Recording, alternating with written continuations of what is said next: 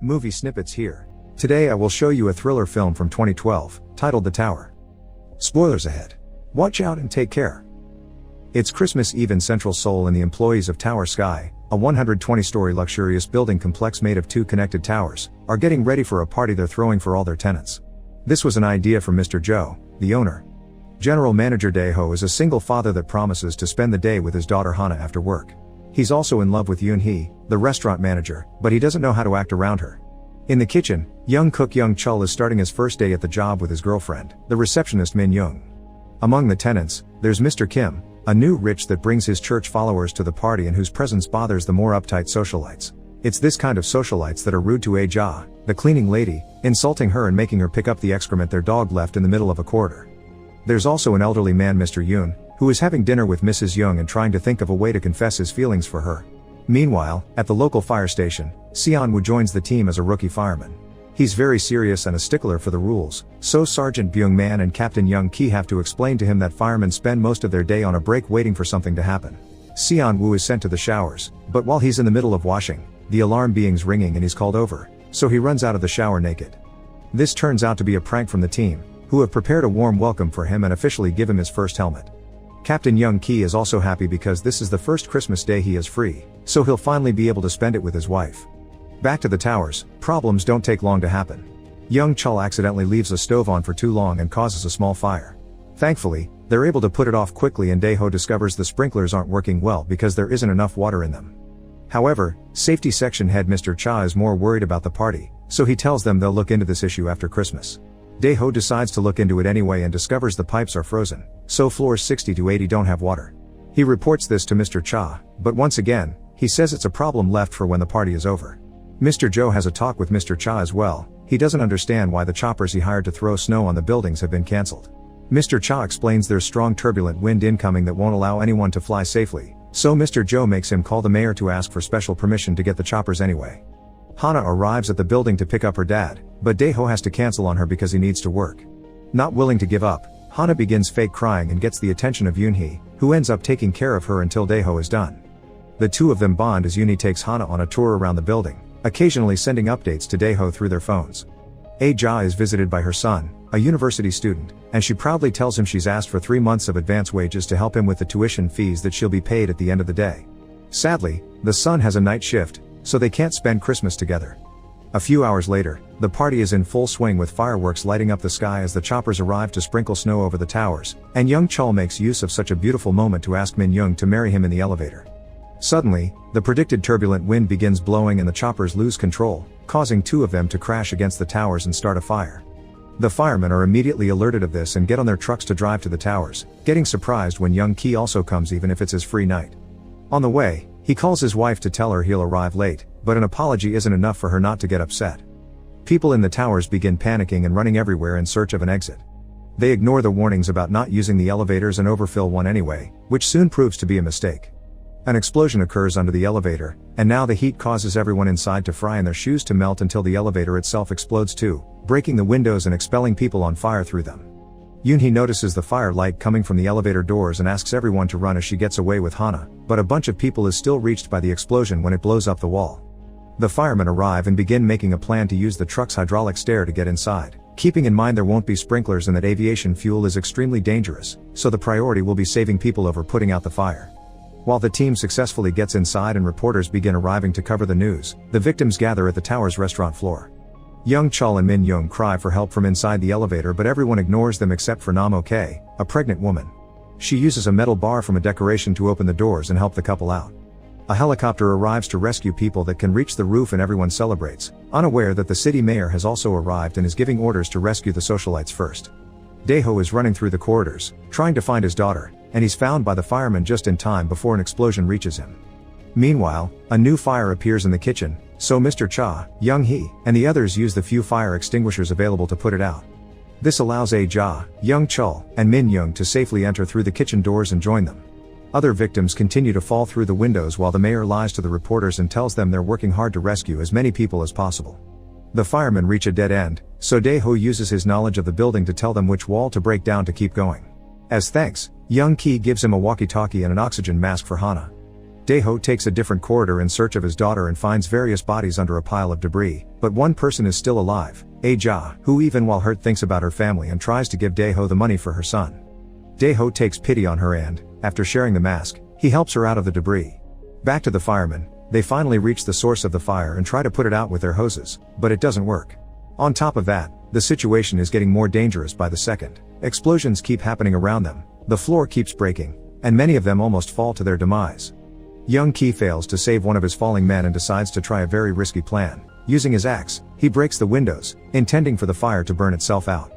Then, while his men cover him with the hose, he throws his oxygen tank at the flames, and the explosion finally puts the fire out. This allows them to start the evacuation process. People on floor 50 and under will take the stairs, while the ones on the higher floors will use the bridge to go to the other building where they'll be rescued by the helicopter. The problem is the people trapped in the restaurant, an area hard to get out of alive. Speaking of these victims, Mr. Cha sends Young Chul to get more water for everyone. Young Chul finds vending machine and while he begins grabbing as many bottles as possible, he's found by Dae-ho and Aja. Meanwhile, Mr. Jo reaches the security room and orders to activate the firewalls. His employees refuse because there are many people left to save still, but Mr. Jo wants to save as much of his building as possible and activates it himself. The firewalls begin coming down to seal the corridors, so Young Chul drops the bottles and between him and Dae-ho, they help Aja run and pass under one of the walls right before it closes the restaurant. After reuniting with Hana, Dae-ho contacts Young Ki through the walkie-talkie and tells him of their location. The firemen begin moving to work on the rescue, but they're contacted by the mayor that tells them to prioritize the socialites. Refusing to ignore people in danger, Young Ki sends Byung-man to get the people in the restaurant while the rest of the team follows the mayor's orders. This ends up being a very frustrating situation. The socialites turn out to be a politician that immediately degrades them for taking so long and the rude lady that makes them wait until she picks up her dog. The three of them are safe and comfortable in their room. Furious over the mayor's priorities, Young Ki contacts him to insult him and ask him to stay off the walkie-talkies. Young Ki also leaves the rest of his team to lead these people out while he and Seon-woo get back into action. At the restaurant, Byung-man is getting an explosive ready to blow up the firewall. But at that moment, the victims notice cracks appearing on the walls and floor, which the explosion would only make worse. Dae-ho tries to warn Byung-man but he can't be heard through the firewall, and soon the entire room begins crumbling. Young Ki is called by one of his men on the ground telling him not to get in there because it's too dangerous, but he refuses to leave these people behind. The victims in the restaurant run to find safe spots, and that's when Ming-young notices a gondola hanging outside. The group hurries to jump into it, but Mrs. Young is too scared. Mr. Yoon comforts her and helps her get into the gondola, but before he can do the same, the explosive finally goes off and kills him. The gondola falls a couple of feet, leaving them near one of the lower floors. Dae-ho gets an idea and makes the group swing the gondola until it breaks the window, allowing everyone to jump back inside except for Mrs. Young, who falls to her death when the gondola finally breaks. Young Ki and Seon-woo find a man dying under the debris and grab the gift he wants them to send to his children. Then, they inject him with a sedative to help with the pain so he can have a peaceful death. Dae-ho, Mr. Cha, and Young Chul try to look for a way among the debris to reach the bridge into the other tower while Byung-man finally wakes up and begins wandering around, eventually finding Mr. Kim and his followers praying in the swimming pool. Seon-woo and Young Ki are looking for Byung-man, but they cut their search short when they see the group from the restaurant trying to cross the bridge. They run to them and stop them, explaining the floor is weak and they could easily fall. The firemen cross the bridge first, marking the safe sections with small lights so they know where to step. Seon-woo stays at the other end and Young Ki goes back to guide the group as they cross. Hana goes first and Nam-ok follows her, but the floor soon starts cracking. Mr. Cha doesn't want to stay behind so he runs to try to make it before the worst happens, but the floor finally breaks for good and he falls to his death. Seon-woo hurries to grab Hana and takes her into the other tower while Young Ki brings Nam-ok back, keeping everyone else from going farther now that the entire bridge is going down. The security team informs the mayor that soon the building will collapse into its twin. The only way to minimize the tragedy is to blow the building up, which pisses Mr. Jo off. The mayor approves of the plan, ignoring the group of people that still need rescue because the building falling would kill a larger number. The other firemen contact Young Ki to inform him of the situation, but he also receives some useful information. He has 10 minutes to release the water from the tanks.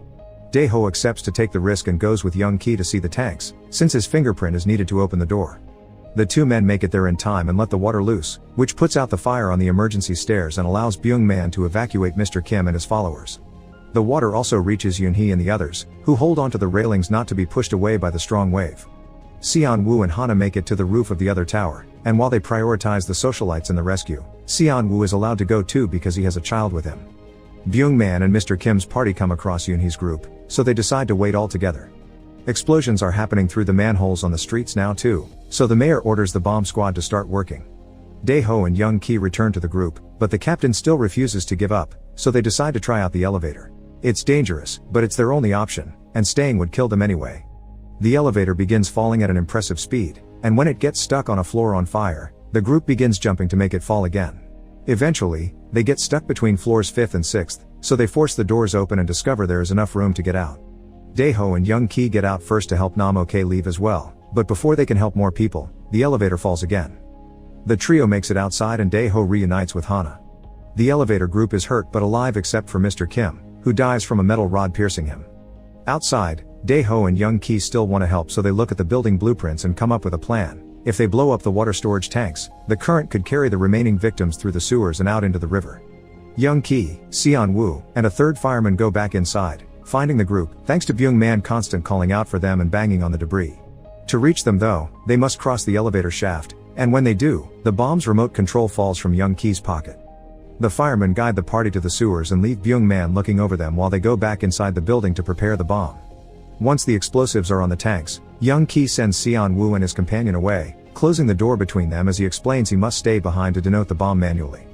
After a heartful goodbye from his men, Young Ki calls his wife and leaves a message on her voicemail, apologizing for so many failed Christmas and thanking her for so many years of patience.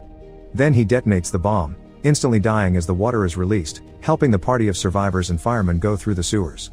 Just in time too, because the tower is blown up then. It's already morning by the time the group makes it to the river, and there are already ships waiting to rescue them. Dae-ho and Hana reunite with Yoon-hee, and Ae-ja gets to see her son again.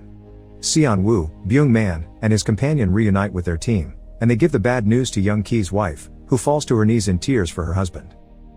Subscribe to watch more videos like this. Turn on notifications.